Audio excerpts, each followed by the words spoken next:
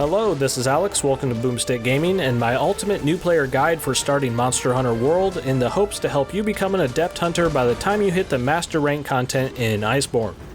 I am going to try and refrain from explaining the bare minimum basics of Monster Hunter World since simply playing through the campaign trains you pretty well at most of the core gameplay mechanics. What I am going to do is take all the other guide videos I have done on the game from the last year and a half, extrapolate as many useful tips and quality of life tweaks from those as I possibly can, add in a few new ones, and hyper-focus them all straight into your face in the shortest amount of time here in this one video.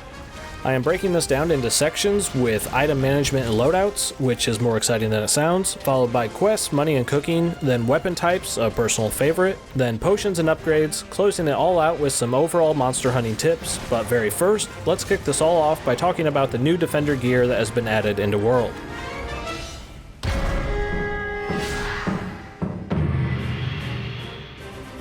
The Defender armor set and Defender weapons were recently injected into the game to help players new to the series more easily get through the base campaign to get them to the current metagame content of Iceborne. Why would you want to quickly advance to this higher tier master rank stuff? Well, there's a huge new pool of awesome looking gear to work towards along with new progression systems, and the revisions to older monsters as well as the brand new ones feel like the potential of Monster Hunter World now fully realized, and a bonus that's also where the core player base currently resides as well. If you start a fresh new character, the vastly stronger Defender armor set will now be the default, which can be changed if you want the unaltered progression of the base campaign, where you'll need to rely on making new armor sets quite frequently, with this option now acting almost like a selectable difficulty setting for the pre-Iceborne content. If you want, you can also just flat out buy this set from the armory in town at any time if you've already started. You will find this armor to be much more powerful than the other lower tier sets and has some really useful abilities on it like improved HP, regeneration, and the chance to mitigate some oncoming damage. Is this Defender armor essentially easy mode? Well, I wouldn't go as far as saying that, but it does help scoot you along at a brisker pace, at least early on.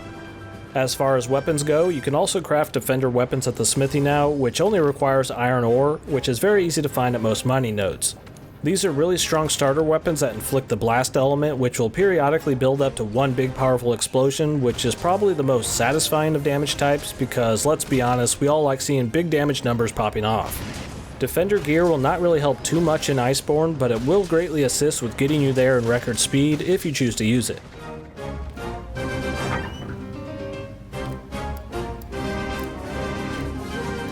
This section will focus on quality of life tweaks to make your item and gear management a little more efficient. If you find yourself frequently using the item bar in the bottom right to sift through everything one at a time, you might find the order of how everything is listed to get quite jumbled. If you open your item pouch and then press the button to open your item bar, you can shift around the order in which all of these will appear. The item bar is decently useful, but you will eventually want to familiarize yourself with the radial item menu as well.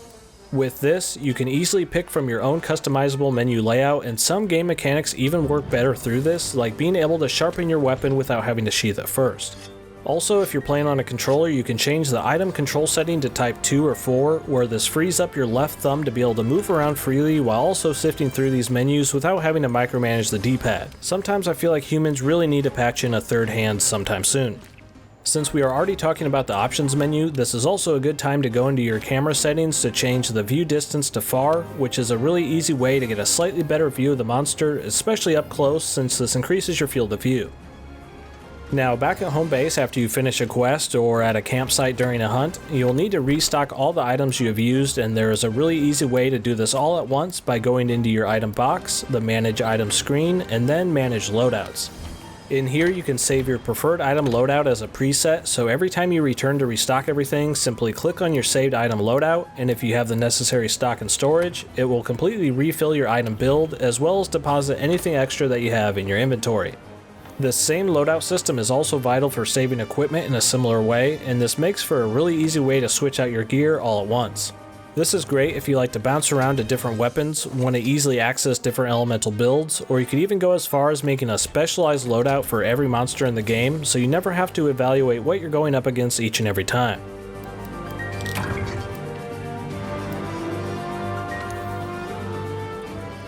If you're really trying to advance quickly to get straight to Iceborne, side note, hold down the sprint button to speed up this opening book animation, you can put the majority of your focus on your primary assigned quest to plow through the story quickly, but don't fully neglect all your optional quests. The quests with the speech bubble symbol next to them often reward you with important new gameplay mechanics and upgrades, so I would recommend at least coming back to these all eventually. Before leaving town, you always want to make sure you're stocked up on bounties from the research center, which is your most reliable method for obtaining armor spheres, at least early on, which are used to level up your armor. Also, if you go over to the Limited Bounties tab, these function like temporary timed server-side quests, something akin to an MMO, so jump in here from time to time to see what weeklies you can be working towards. If you're looking to really amass more Zenny, and who isn't, head over to the provision stockpile, go to Sell, from your item box, tab over to Materials, Sort, and at the very end of this list you'll find things listed as trade-in items, which are intended to be sold off with no other reason to hold on to them. Head in here from time to time because you might have a few things to get rid of that you didn't even notice you obtained. Now, if you really want to make a lot of Zenny quickly, you can use your lucky vouchers, which are obtained from a daily login bonus, to double the rewards of a well-chosen investigation quest. Be on a constant lookout for these investigations with huge payouts, because those will be the ones that you want to hold on to for when you really need some cash.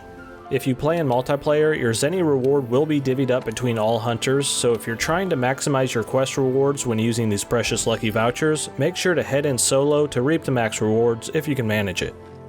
Now, before heading out on any quest, one of the most important aspects of hunting monsters is eating a good meal beforehand, and whoever's in charge of planning out these cooking animations deserves a raise, let's be honest. At the canteen in town or at campsites out in each region, these meals are a single quest huge buff to your hunter, but these can be lost if you happen to die, or in Monster Hunter lingo, cart, which I still prefer just saying die, but there you go.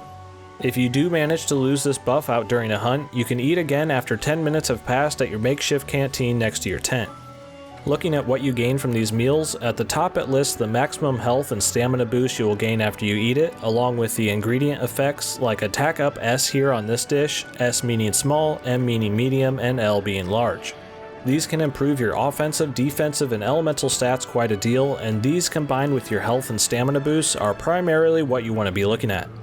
Down at the bottom are the feline skills, which actually apply to your hunter, but are not guaranteed, and your odds of gaining these is listed as the activation chance, which is determined by how many fresh ingredients are used. Keep in mind you are not actually using any of your own resources other than your Zenny or research points to make these dishes, so don't overburden yourself with what ingredients are being used unless you really want to get into the nitty-gritty detail of making your own custom platters. I personally usually just go for the chef's choice and keep things simple.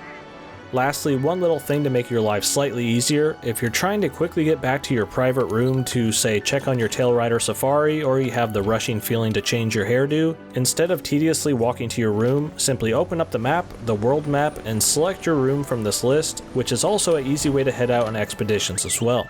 It might not save you a ton of time, but it will save you the mental anguish of repeatedly running up and down the ramps of Astera.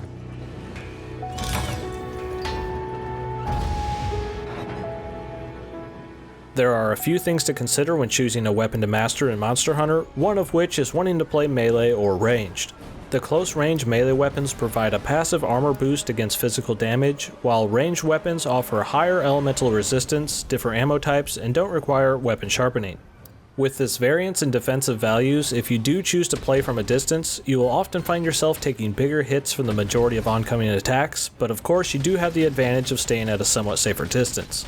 In the older Monster Hunter games, the ranged weapons would actually require their own separate lighter armor sets, but in World, they chose this new system that streamlines how this all works by tying your weapon type to a passive resistance buff. Something to consider when crafting melee weapons is the weapon's sharpness level, because its listed damage value is one factor, but so is its color-coded sharpness. At red sharpness, you will now only be inflicting half damage and many of your attacks will deflect, and once you get around green sharpness levels, that is your weapon inflicting its base damage values, but sharpness can actually go higher than this, from blue, white, and all the way up to purple, where now your weapon is doing a little extra credit and inflicting damage above its base values. This is something to really consider when making new melee weapons, so make sure to factor in their sharpness levels, affinity, which is their critical chance, along with their base damage values. You also might notice that some weapons have bonus stats that are in parentheses. This means that these will not actually activate until you have at least one of the 3 levels of the skill free element, which is gained from certain armor sets and charms. The reason why these have this optional elemental stat is to allow people to run non-elemental builds, which has perks all to itself if you want to focus purely on raw physical damage, but these types of builds have been somewhat nerfed over time. Also, while we're in here, if you add anything you want to craft to your wish list, a notification will pop on the side of the screen telling you when you obtained a material needed to craft that piece of gear, eliminating the need to constantly return to the blacksmith to see how close you are to crafting something. Now, there are 14 different weapon classes to choose from in Monster Hunter World, and I won't be explaining them all here because I recently did a video where I broke them all down to help everyone pinpoint which would fit their playstyle best, while also explaining the new moves each one gained in Iceborne, and you can find that by clicking on the link in the top right corner of the screen right now, or you can also wait to the very end of this video where I'll have it in the outro. I am actually pretty proud of how that video turned out, but of course you can watch all the weapon guides out there all day to get a broad sense of the weapon types, but for absolute beginners, I find it best to just go into your training area, which is accessed from the palico in your private room, and just spend a few minutes with each of the 14 weapons and pick whichever felt the most natural to you from the start. Stick with this one weapon until you feel completely comfortable with the overall gameplay mechanics of Monster Hunter, then start to branch out to others if you seek a different challenge or find that the one that you picked has a few shortcomings with your playstyle. For example, I started out with the switch axe as my main at the very start of World, ended up mastering the lance instead during the late game, and hundreds of hours later, I actually just fully switched over to the bow as my new main, so you can never really predict too early where you might land.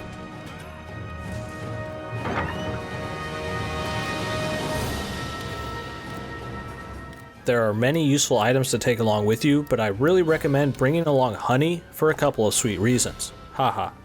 Honey will allow you to turn those freebie first aid potions you get at the start of lower rank quests into mega equivalents, which heal for much more. You can also convert your standard potions into mega potions after you've used up your initial stack of 10, which allows you to use a total of 20 mega potions without having to return to restock your reserves.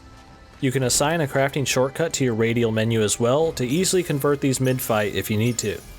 A few other vital potions to have on you are Demon Drug and Armor Skin. There are 2 versions of each of these and they don't stack on each other, so bring along one of each type and drink both at the very start of every quest to get a permanent boost to your attack and defense that lasts until you cart or finish the quest.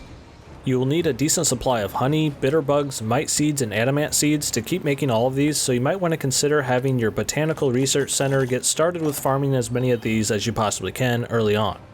A few other things to have in your item pouch at all times are the armor and power talons and charms, which passively boost your attack and defense. All you need to do is have these sit in your item pouch, taking up some space, but this buff is well worth it. After you progress far enough in the story, the provision stockpile offers these charms for a hefty price, and after that you will then be able to craft the talons a little later. As far as skills go that you gain from armor, decorations, and charms, there are many of these with endless build combinations to play around with, but if you're just starting out, you might be struggling with one particular common status effect, my personal most hated affliction being stunned, and not in the astonished kind of way. For this reason, I highly recommend saving some room in your loadout for steadfast jewels to negate stun, same goes for the stun charm. If you have at least level 3 in this, you will greatly reduce the amount of times you will die, even more so than having more health or defensive buffs. Trust me on this one, avoid getting stunned at all costs. Good riddance. One last small tip to close out this segment: when wearing your mantles, which have a wide range of different uses in battle, make sure to take a moment to actually remove it after the effect is worn out, because you will delay the recharge on it if you keep it on. Your character will automatically do this if you break from combat, but you can often speed up the recharge of your mantles by doing this yourself.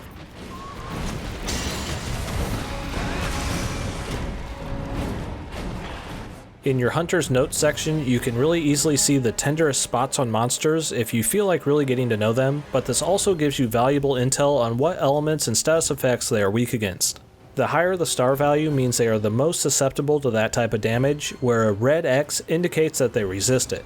Now, where this all gets somewhat tricky is with those parentheses. These are indicating that a monster can actually change their elemental affinity mid-battle by doing things such as covering themselves in mud, for one example.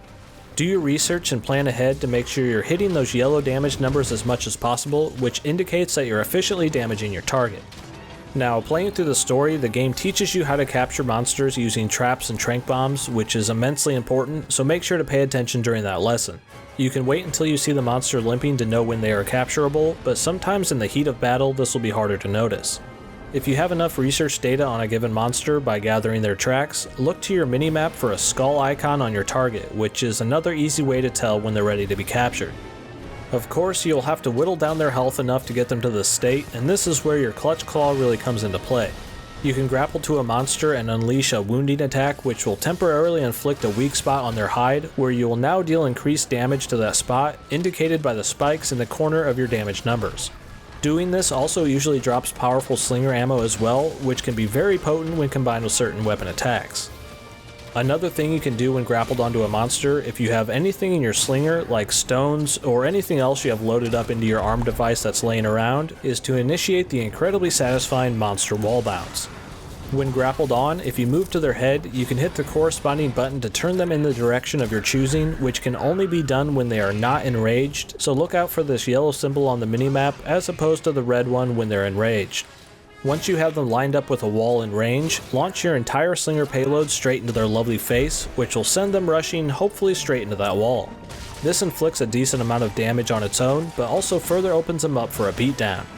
Next, if you find yourself using weapons that use the sleep status effect or just find a monster sleeping naturally, try to bring along some blast bombs to use on those helpless victims. When a monster is napping, you get one opportunity to deal extra damage with a wake-up attack, so use this to your advantage and make sure that one big blast really counts. You are quite the alarm clock.